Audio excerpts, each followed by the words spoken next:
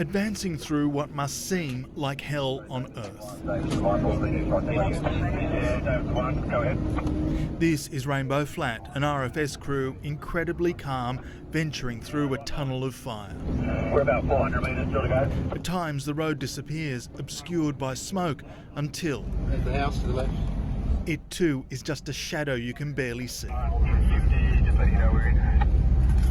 For others it was more precarious. Fire is surrounded by 3 fire fronts near Taree. Let us know that you're safe. See you at 1947. It's a negative. It's a negative. We've been trapped by a falling tree. Over. We're engaging protection. Do what you can to overrun. Let us know when it passes and that you're safe. Copy.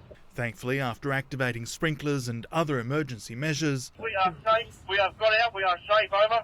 this fire is nothing short of a monster consuming everything in its path, and that includes at least half a dozen homes lost, reduced to smouldering rubble and twisted metal. That devastation stark in daylight, a family home gutted, possessions destroyed. This is a senseless beast that leaves one home standing while it takes one neighbouring.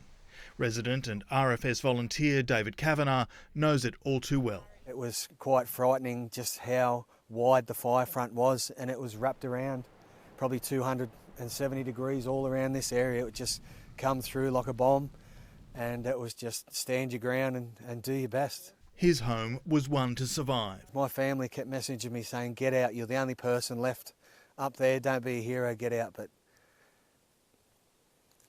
there was still a bit to do, so.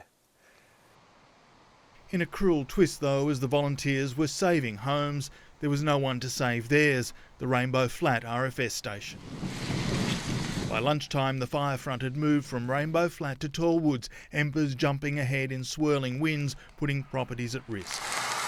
But homes have been saved here despite the conditions. The wind is swirling, 1 minute's blowing from the southwest, next thing it's coming from the northeast, and it's just making our task a lot harder.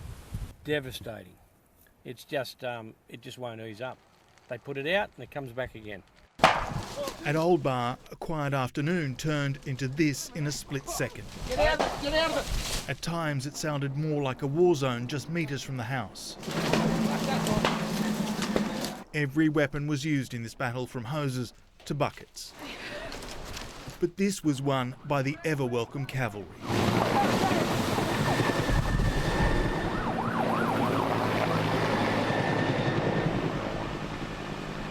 Where we went out and took out some spot fires and turned around to get ready to have a beer, and next thing you know, this whole back paddock just took up. It's about 10 foot of flame.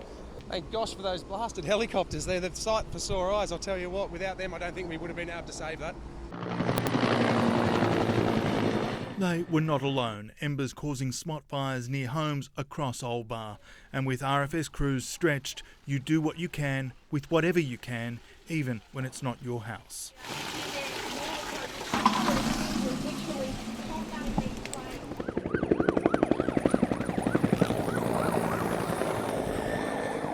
From the air, the scars are heartbreakingly clear. And in the tiny town of Boban, its 155 residents will return to see this, all that's left of their public school. From every angle, this part of the New South Wales mid-north coast feels under threat, from the bush at Hillville to the shoreline at Diamond Beach. A relentless assault being fought at every exhausting front. It's coming towards us, let's go. Eddie Meyer, 9 News.